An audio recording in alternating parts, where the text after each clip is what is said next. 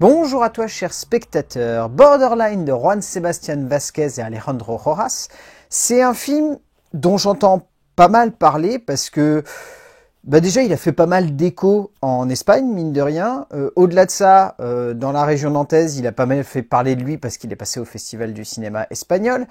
Et du coup, j'étais intrigué, que ce soit par le pitch, que ce soit par la durée extrêmement courte du film, ou que ce soit aussi par le côté très politique finalement d'une démarche qui semble sur le papier surtout orientée vers du thriller, mais qui semble vouloir visiblement nous raconter beaucoup plus de choses que cela. Le résumé pour faire simple, Diego et Elena s'apprêtent à prendre l'avion. Ils vont rejoindre les États-Unis où ils espèrent commencer une nouvelle vie. Alors qu'ils arrivent à la douane, ils sont rapidement mis de côté par les agents de la frontière.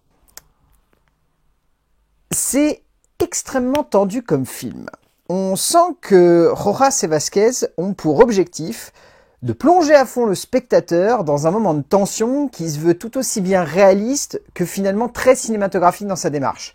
C'est assez surprenant de voir deux auteurs prendre un point de vue très radical finalement sur quelque chose qui pourrait sembler extrêmement anecdotique. Je veux dire, deux personnages coincés à l'entrée des États-Unis et qui vont se faire choper par des agents de la frontière et qui vont les enfermer et essayer de les questionner pour voir si les raisons pour lesquelles ils veulent entrer aux États-Unis sont justes ou non. Sur le papier, c'est un pitch extrêmement simple et on pourrait se dire rapidement que 1h17, ça semble peut-être un petit peu long uniquement pour raconter ça. Et pas du tout. Et c'est extrêmement bien fait. Alors, j'aurais un point négatif, c'est que je trouve que la démarche est tellement radicale et tellement particulière, que ça soit visuellement ou que ça soit narrativement, que on y voit rapidement des limites de conception et surtout, on a presque l'impression en fait que c'est un poil longué. Mais je dis bien un poil parce que la grande majorité du temps, j'ai été complètement pris au trip par cette aventure. Je me suis complètement laissé embarquer, j'ai trouvé la manière avec laquelle c'était exécuté, la sensibilité et la justesse d'écriture, le travail autour justement de toute cette dimension dramatique mêlée à du politique, tout ça en fait fonctionnait extrêmement bien et arrivait avec beaucoup de justesse, avec beaucoup de sensibilité, à faire en sorte non seulement qu'on s'attache au personnage, non seulement qu'on soit tendu, mais surtout qu'on n'ait pas du tout envie d'être à leur place. Il n'est pas facile de jouer sur l'enfermement d'un groupe de personnages, de construire une dramaturgie qui se base avant tout sur une immersion quasiment en temps réel, qui joue à fond la carte de l'intensité et de la tension dramatique, et qui peut-être pourrait perdre le spectateur dans une démarche un peu trop frontale. Rojas et Vázquez nous proposent une immersion assez macabre dans un contexte humain violent où deux protagonistes vont être plongés dans un enfer juridique qui en laisserait plus d'un sur la touche, le temps d'un thriller assez éprouvant qui par sa durée ne cherche pas à être grand chose de plus qu'un moment de tension, mais dans le genre, celui-ci est rudement efficace. En termes d'écriture, Vázquez et Rojas ont eu la très bonne idée de baser l'entièreté de leur film donc sur ce concept très simple qui est de coincer deux personnages à la porte d'entrée littéralement des États-Unis. Ce pitch pourrait sembler, comme je l'ai évoqué au début, assez anecdotique et on pourrait se dire que rapidement, ce qui va intéresser les deux auteurs, c'est d'amener des retournements de situation, une nouvelle dimension dramatique. Pas vraiment. On sent que l'objectif des deux scénaristes, c'est surtout en fait de jouer sur l'aspect très politique et bureaucratique en fait de l'exécution de ce petit instant où on se dit est-ce qu'on va réussir à rentrer aux États-Unis ou pas. Et du coup, à partir de là, l'objectif il est clair et net. Ça n'est pas forcément de jouer sur des retournements de situation, c'est simplement de montrer que c'est une difficulté monstre pour finalement pas grand-chose. Et là, par exemple, l'objectif est de mettre face à face un homme et une femme qui littéralement sont supposés être dans le plus bel, on va dire, événement de leur vie, c'est-à-dire un nouveau passage, une nouvelle arrivée dans un pays, et donc une nouvelle vie, et de malmener un petit peu ça. Et encore une fois, je vais essayer de rien vous dire, parce que si je vous dis le moindre détail autour de la manière avec laquelle tout ça se déroule, ça serait vous faire perdre en fait de la justesse d'écriture qu'ont Vázquez et Rojas. Parce que à partir du moment où ils bloquent ces deux personnages et qu'ils les enferment dans un bureau avec un interrogateur, et à partir de là, le film prend une dimension et une tension qui, je trouve, est tellement bien exécutée et repose sur des aspects de cinéma qui pourraient sembler très anecdotiques, mais qui, exécutés comme ça par ces deux auteurs, prend une dimension et une intensité qui ne veut pas nous lâcher et qui réussit de manière très élégante à la fois mêler de l'humain, mais mêler quelque chose de beaucoup plus impressionnant, de beaucoup plus intense et finalement de beaucoup plus universel en fait. L'immersion dramatique que nous offrent Rojas et Vasquez se veut avant tout basée sur l'intensité des dialogues, sur la montée en tension des relations entre nos deux personnages principaux et les agents de la sécurité de l'aéroport qui vont chercher ou à les faire craquer, ou plus radicalement à les détruire émotionnellement.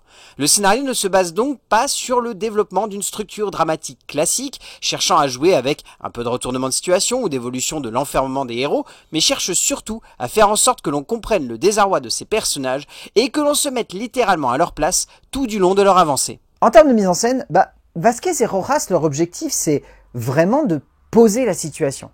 Donc, on sent que c'est pas un film sur lequel il va y avoir une exécution de la mise en scène qui soit surprenante ou qui soit remplie d'idées. C'est surtout, en fait, de créer de l'intensité.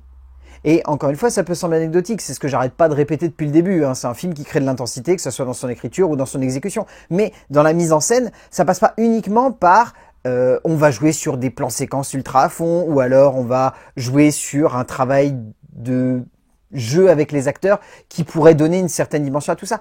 En fait, ce que je trouve intelligent, c'est que ici, l'objectif, c'est d'épurer le plus possible l'idée de cinéma et de faire en sorte d'amener une crédibilité qui fasse que on ne se pose pas la question en fait de est-ce que c'est crédible ou non. On y croit. Point barre. Et c'est ce que j'aime beaucoup dans le travail des deux cinéastes hispaniques. C'est qu'ils ont réussi à transformer un film qui aurait pu être un bel exercice de style, dans lequel ils auraient pu amener plein d'idées de mise en scène, où ils auraient pu jouer avec une grande musique très intense ou une tension qui soit amenée par le son. Et ben ils se sont dit non, on va jouer sur un lieu qui va enfermer des personnages. On va jouer sur ces personnages qui sont dans ce lieu et qui n'ont que pour seul but de sortir de ce lieu. On va jouer sur l'idée qu'il n'y a pas de musique. Pourquoi il y aurait de la musique? Il n'y en a pas d'habitude. Donc pourquoi amener de la musique là où il suffit juste d'être clair et limpide et épuré? Et c'est ça en fait que j'aime dans Borderline. C'est épuré à fond quoi. Et du coup ça prend aux tripes. Parce qu'à aucun moment moi j'ai remis en cause ce qui se passait devant moi. J'étais tellement avec les personnages que j'y ai cru du début à la fin. Les deux réalisateurs hispaniques veulent jouer la carte du crédible, ce qui passe notamment par un besoin d'effacer le cinéma pour apporter un réalisme de chaque seconde à ce parcours hors norme qui pourrait vite tomber dans une forme de divertissement qui ferait perdre de son impact à la mise en scène. Rojas et Vasquez font en sorte que leur film soit lent, prennent un temps de montage assez sobre pour que la densité des scènes et que cette impression que le temps s'étire se fasse pleinement ressentir, donnant alors à l'immersion une saveur palpable qui fait que l'on souffre presque autant que Diego et Elena et que l'on veut la même chose qu'eux, sortir le plus vite possible d'ici. En termes de casting, il n'y a pas forcément beaucoup d'acteurs. Il y en a 4 en fait. Je trouve que Ben Temple et Laura Gomez dans les rôles des deux agents de la frontière sont très bons. Les deux, ils amènent beaucoup d'intensité et ils parviennent très très bien à construire une mise en tension qui fonctionne clairement par le biais de la présence en fait juste de ces deux acteurs. Et bien sûr, il y a les deux acteurs principaux, Alberto Aman et Bruna Cusi. Les deux sont exceptionnels. Je veux dire, les deux, pour moi, font la force du film. C'est impressionnant parce que on est sur un exercice de style, encore une fois. C'est un film qui a 4 acteurs, qui a un lieu, et qui cherche à créer une tension maximale. Et si ça fonctionne, c'est parce que non seulement il y a les deux acteurs secondaires qui sont bons, mais il y a surtout les deux acteurs principaux qui sont exceptionnels du début à la fin. Aman et Cusi sont tous les deux excellents dans les deux rôles principaux, lui étant terriblement attachant en même temps que pitoyable, et elle étant émouvante et pleine de force au fur et à mesure que le récit avance. Au bout du compte, Borderline, c'est un film très surprenant. C'est un film qui ne va pas faire tant que ça de cinéma et qui va essayer de l'épurer le plus possible pour créer quelque chose qui est vraiment intense, qui est vraiment prenant et qui ne nous lâche pas du début à la fin. C'est typiquement le genre de film duquel on se ressort et dès que le générique arrive, on fait parce qu'on a été pris au trip du début à la fin. Alors certes, c'est tellement radical que ça risque d'en perturber certains, c'est tellement jusqu'au boutiste que ça épure à fond le cinéma, au point que peut-être on peut se poser la question de finalement, est-ce que c'est une expérience cinématographique? Moi je trouve que c'en est une. Vraiment pure, intense, limpide, claire et juste. Donc rien que pour ça, Borderline de Juan Sebastián Vázquez et Alejandro Rojas, si vous avez l'occasion de le voir en salle, allez-y, ça vous prend à la gorge, tout simplement, et ça vous lâche pas. À plus.